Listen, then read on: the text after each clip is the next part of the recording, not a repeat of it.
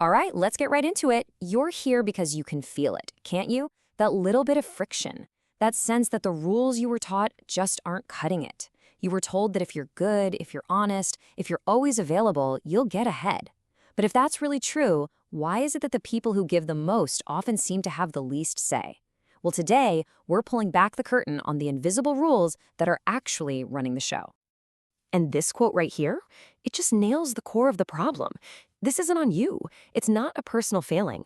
You've simply been operating with a programming that was designed to make you predictable, manageable, and yeah, easy to control. You were handed a moral compass, which is great, but you were never given the strategic map, and that's exactly what we're going to change. So let's start with the hard truth. That operating system you were given, be kind, be honest, always be there for people. It's a moral one, not a strategic one. And in a world that's, let's face it, competitive, morality without a backbone isn't just ignored. It's actively taken advantage of. Let's really break this down. You were probably taught that being constantly available builds trust. But what's the reality? It just teaches people that your time isn't valuable. Scarcity is what signals value. You were told honesty creates respect, but honesty without any leverage just shows people all your cards. And kindness alone, it doesn't keep you safe. Strong, well-defended boundaries do. And this right here is the absolute core of it. The world doesn't automatically reward you for being a good person. It rewards leverage. It rewards your ability to actually influence an outcome. So you have to stop asking if something is nice or fair, and you have to start asking, does this improve my position? See, kindness that's backed by strength, that's respected. Kindness all by itself is usually just seen as a welcome mat. Okay, so if the external rules feel rigged, where in the world do you start? You start inside. Real power isn't about controlling other people. It's about gaining absolute, unshakable control over yourself. It's about building an inner fortress so strong that nothing from the outside can ever breach its walls. And there is a name for this fortress. It's called emotional sovereignty. And this, my friends, is the ultimate goal. It's the point where you decide what moves you. Insults, praise, provocation, mind games, none of it gets in unless you personally granted a pass. You own your emotional state, 100%. So how do we build this? It really comes down to 3 key disciplines. First, you have to master your reactions. When someone tries to get a rise out of you, they're studying you. Your calm doesn't just protect you, it actually becomes a mirror that reflects their own chaos right back at them. Second, you have to detach from needing other people's approval. Because look, if you let their validation build you up, you've handed them the power to destroy you with their rejection. And third, you have to learn to weaponize indifference. In any dynamic, the person who is less emotionally invested, the one who cares less, is the one who controls the frame. And hey, this isn't some new, trendy idea. This is ancient, timeless wisdom. The Stoics understood this thousands of years ago. The only thing you truly have control over is your own mind. Everything else is just outside noise. The moment you truly internalize that, you tap into a well of strength that no one can ever take from you. And that's the modern takeaway. Your calm isn't passive. It's not weakness. It is an active, strategic weapon. While everyone else is getting emotional and messy, your composure makes you unreadable, unpredictable, and incredibly effective. It's the ultimate power move.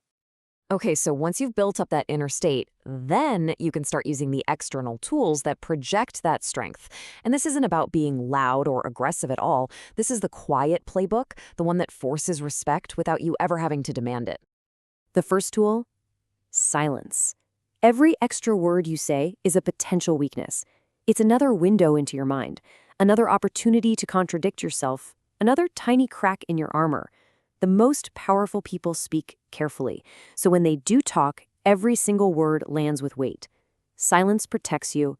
Talking exposes you. Next up, you have to understand this. You don't win battles by arguing. You win by ending the debate entirely. When you walk away from disrespect without launching into a big explanation, you force the other person to sit there alone with their own behavior. Your absence becomes louder and more powerful than any argument ever could be. And finally, let silence do the heavy lifting. People who are insecure can't stand it. They will rush to fill it with anything. So when you stay quiet, you force them to reveal themselves. They'll project their own fears, their own insecurities, their own assumptions right into your silence. They will literally talk themselves into a corner without you having to say a single word. Let's see what this looks like in the real world. Someone makes a disrespectful joke at your expense. The weak response is to laugh awkwardly just to avoid a scene. The powerful response? A calm, direct, don't do that again. No anger, just a boundary. You're unfairly accused of something. Don't get trapped explaining yourself forever. Stay silent and remove yourself from the situation. And when someone tries to bait you to get you angry, reacting is exactly what they want. By staying calm and unreadable, you completely neutralize their whole game. So, what's the end result of mastering this inner fortress and these external tools? It's a state of being that you can really only describe as untouchable. It's when your inner world is so solid that the chaos of the outer world just can't shake you anymore. The person who comes out of this journey is fundamentally different. They move through the world with a quiet gravity. People respect them not because they're loud, but because their presence has weight. They're calm in the middle of a storm, and because they're unreadable, they are unpredictable. And unpredictability, well, that is one of the purest forms of power. This is the final scorecard. This is the only metric that matters.